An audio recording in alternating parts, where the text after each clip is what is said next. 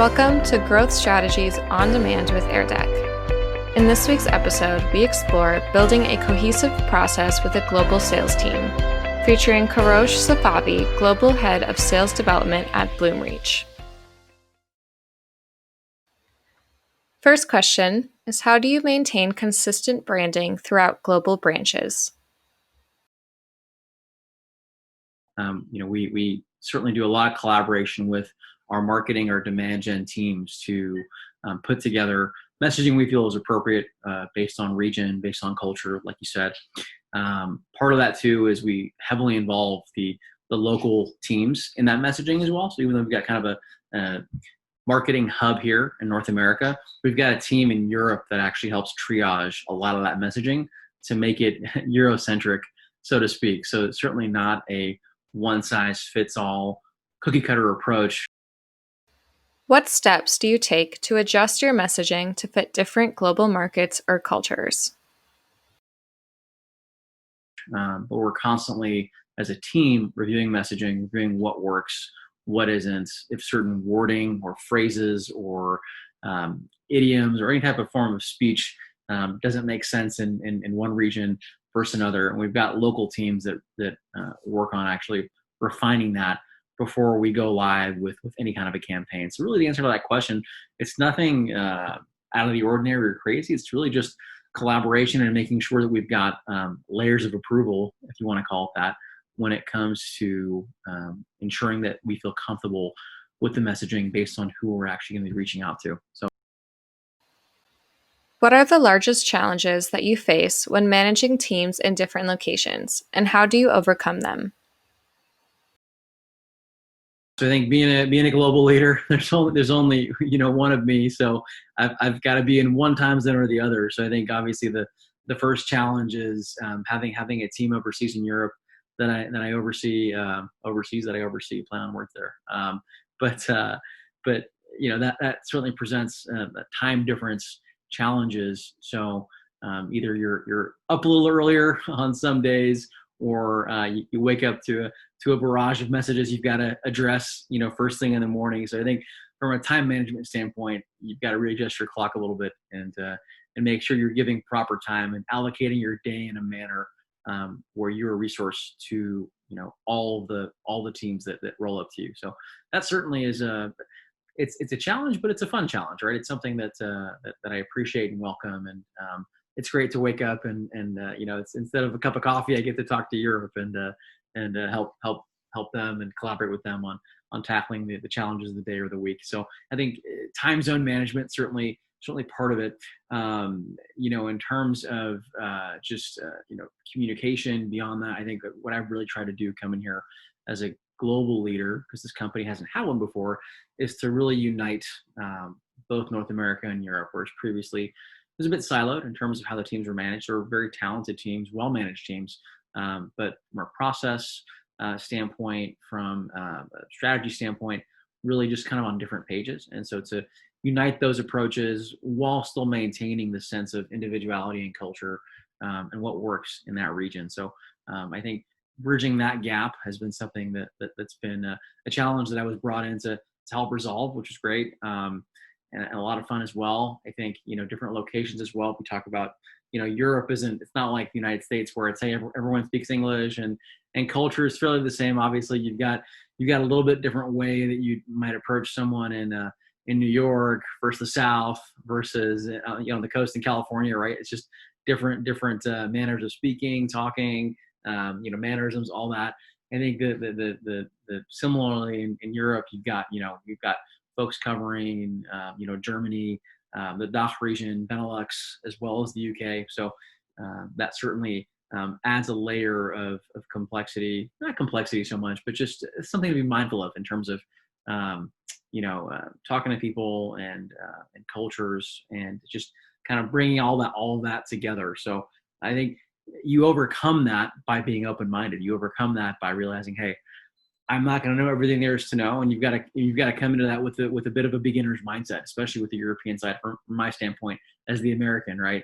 And so I think being humble to the fact that you can learn from other people and learn about their cultures and how they like to be managed and how they do business. And I think we can actually learn a lot as Americans from a lot of the practices in Europe. So that's been a fun thing to learn about and discover along the way. So I think as long as you are communicating, collaborating, really creating that sense of team, and also coming into it with a beginner mindset to be open-minded and learn, that does certainly help me overcome, being in different locations. How do you ensure common goals throughout different global branches? I've got leadership meetings with the managers that roll up to me. We talk through goals. We talk through the plans, the strategy, why we're doing what we're doing. I think part of that is ensuring that this is not just the strategy is not just a one person show where I'm dictating and saying, okay, go execute this, right? This is a very collaborative approach that we have. So I think the way that you ensure that those goals are met throughout different global branches is by also making sure that your leaders and your team are heard, and their ideas are voiced, and you take them into account, and you kind of bake them into the strategy, right? Because when they know that they're being listened to and that their ideas are important and I value them, because I truly do, right? Being a layer or two removed, I'm very much relying on my management team, my reps that are on the ground, to help determine a lot of the data points that drive the strategy. And so I think when you take those things into account, they feel heard. They know that the strategy is driven by their ideas, what they're seeing, and it's really data driven. That helps instill confidence that yes, this is a plan that's based on what we're seeing, not just what some person thinks is right based on their own conjecture. So I think that certainly helps.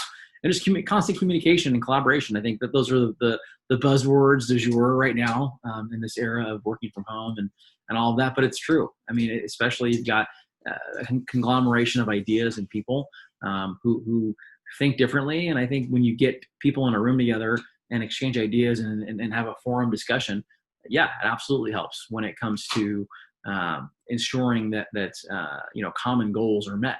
That hey, I've had strategies or ways of thinking or approaching a problem that Europe or North America respectively have put out there that the other side wasn't aware of or wasn't doing. So I think just through that collaboration and not having these conversations in silos, that certainly helps also with global execution. So those are a couple of things off the top of my head that I think help us ensure that there's common goals throughout global branch. Lastly, what are some strategies or tools that your sales team uses to collaborate internationally? I'm going to shock you with this answer, but we've been using Zoom quite a bit. I know that's crazy and weird, and no one else is doing it.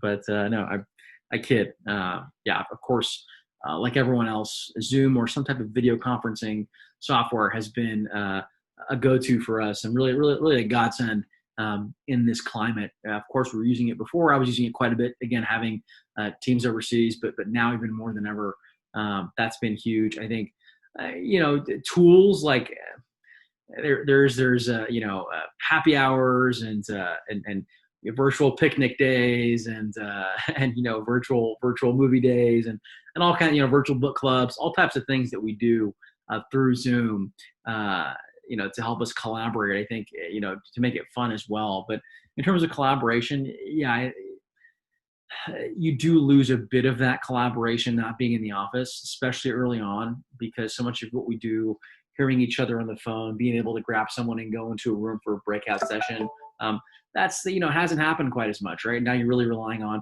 Slack as well. Right, we've got tons of Slack channels, or not tons, but a fair amount of Slack channels where people, based on categories and whatever subject is top of mind, they can go in and easily get resources and collaborate with others, which is great. I think Zoom and Slack have really been the go-to in that regard, and we've kind of kept up the communication there, and certainly the funny gifs in Slack and all that certainly help keep it light, and trying to maintain that friendly environment of the office. But yeah, I think I'd be lying if I said were we completely out of the woods in terms of perfectly emulating the office vibe virtually. No. Doesn't mean we can't be productive. No, we can still be productive. We are productive. But we have to just realize that this is just kind of a new reality for us, and make the necessary adjustments. So, I think the strategy should be to have consistent meetings on the calendar. I think the strategy should be as well, like something as simple as, we were lucky enough to have video conferencing.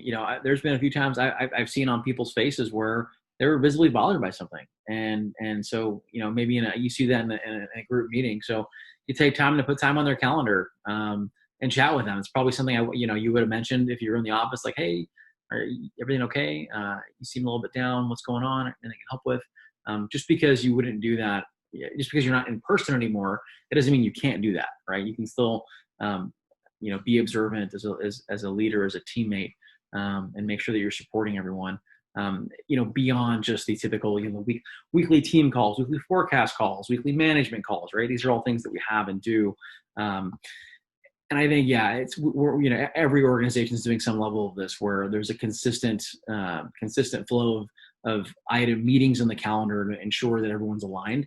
But I think really setting aside time just to have that human aspect that exists in the office. So if it's been kind of go, right, and all these meetings are happening and people are kind of getting fatigued, maybe take a half of one meeting just to, let your guard down a little bit and talk about your weekend, your dog, your kids, whatever's going on, right? And invite people to talk about what's going on with them and what we're struggling with, and just kind of have an event session, so to speak, or just a joke session, something to laugh about, right? I think that's certainly helpful, because yes, collaboration is great, and we love being able to have visibility through all these meetings, but that, we're all human at the end of the day. It can get tiring and exhausting. So just have a human side to this collaboration as well. I think is certainly been a helpful component.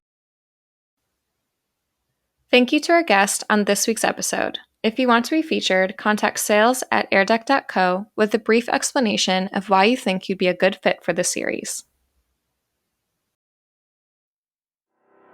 I hope you enjoyed this episode of the Growth Strategies webinar series brought to you by AirDeck. Stay tuned for more episodes coming soon, featuring top sales and marketing professionals around the world.